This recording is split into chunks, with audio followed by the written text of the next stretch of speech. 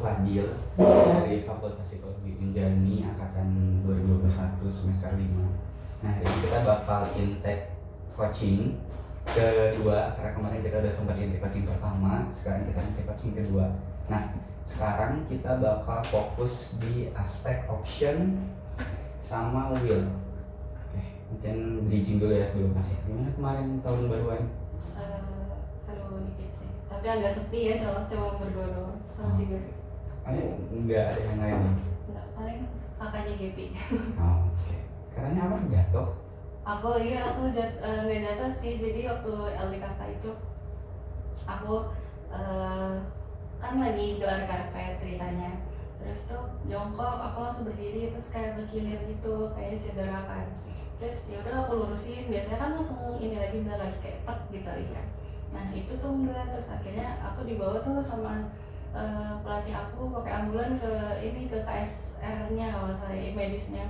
Terus akhirnya di hari pertama itu bener-bener ngerasain sakit banget kan, bener-bener kayak digerakin tuh nggak bisa, digerakin juga sakit. Di hari kedua nggak bisa berdiri, di hari ketiga baru bisa tuh jalan. Jadi tuh bener-bener aku nggak ikut kegiatan sama sekali waktu di LDKK itu. Akhirnya di hari ketiga malam aku maksa keluar kan, jadi aku keluar akhirnya ke api unggun itu juga di medis, nggak ikutan ke tengah-tengah karena emang bener-bener masih sakit banget. Terus ya udah akhirnya pulang ikut upacara penutupan doang dan gitu. Gelar karpet buat apa emang? Buat yang di barak itu kan kalau di tengah suka buat sholat ya. Nah itu aku di situ mau ngebantuin gitu kan, maksudnya malah kayaknya terlalu semangat gitu kan. Terus ya udah. Oke. Ya cerita adik kakak lah ya. Ya. Oke, kita langsung masuk ke section pertanyaan. Kita lanjut ya berarti. Nah sekarang di bagian option. Kan kemarin kita udah sempat bahas antara goal sama reality kamu tuh kayak gimana. Nah pertanyaan terakhir kemarin tuh terkait apakah sekiranya lingkungan kamu mendukung atau enggak. Nah sekarang kita lanjut. Nah berdasarkan jawaban kamu yang kemarin itu bilang kalau itu mendukung. Nah langkah apa aja yang udah kamu ambil untuk mengatasi hambatan yang sebelumnya udah kamu jelasin? Langkah aku, hambatannya itu aku bilang apa sih? Malas. Oh iya, malas. Terus ya itulah kurang lebih. Kalau malas ya paling dipaksain aja sih, kayak ya udahlah gitu. Terus kadang kalau misal udah deadline H-1 gitu kan, atau H-2 itu udah baru yang ya kerjain gitu, langsung kerjain kayak gitu sih. Oke, berarti memaksakan diri. Memaksakan diri aja kayak. Selain malas, kira-kira kan kemarin ada beberapa rintangan lagi, ada beberapa tantangan lagi, ada beberapa hambatan lagi. Nah untuk hambatan yang lain yang kamu rasain, kira-kira cara ngatasinnya gimana sih jauh ini? Apa sih? Masalah keluarga, kalau soal masalah keluarga sih mungkin cara ngatasinnya dikomunikasiin sama orang tua pasti ya. Karena dulu juga sempat ada masalah keluarga sampai aku tuh gak mau pulang selama 2 bulan kan, kayak aduh pusing banget gitu, udahlah gak mau pulang. Terus itu juga karena aku gak komunikasi sama orang tua kayak gitu, apa sih yang aku rasain kayak gitu, terus apa yang mereka rasain ke aku. Terus mungkin aku ngerasa mereka tuh neken, cuman padahal mungkin enggak gitu kan. Terus pernah di 2 bulan itu akhirnya aku di video call sama mama kan, itu bener-bener udah nggak ada komunikasi tuh selama 2 bulan, paling cuma kayak ngechat gitu doang, karena aku juga udah ya udahlah gitu kan, udah mau menghindari dulu gitu.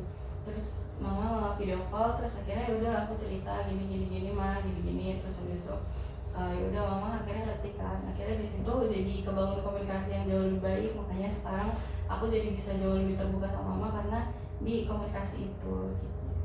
Ya berarti untuk masalah yang tadi itu kamu ngatasinnya dengan cara membangun komunikasi. Iya. Oke.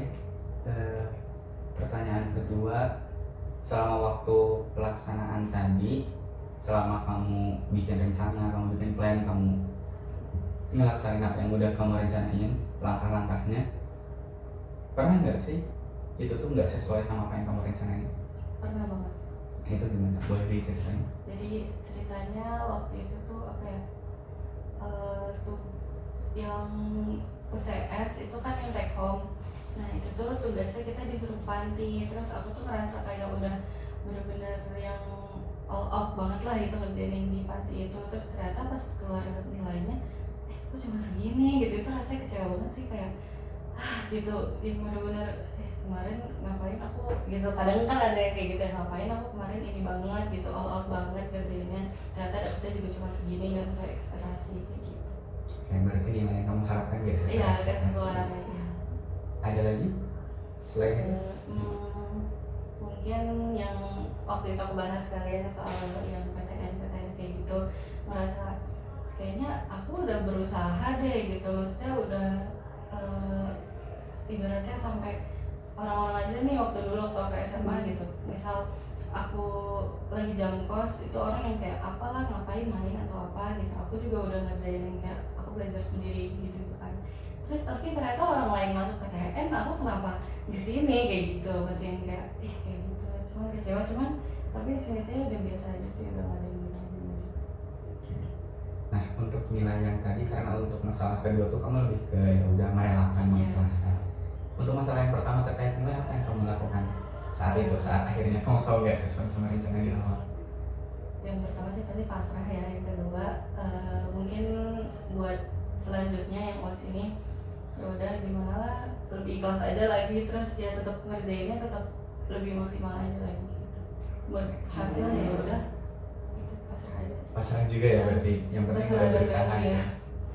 Berarti orientasinya udah nggak nilai lagi dong sekarang? Iya. Setelah tahu nilai gimana dosen? Iya. Ya udahlah gimana dosen. Oke. Nah, kan kamu udah bikin beberapa plan ya, beberapa rencana. Kira-kira dari apa yang udah kamu buat untuk capai goals kamu, ada nggak sih alternatif lain yang kamu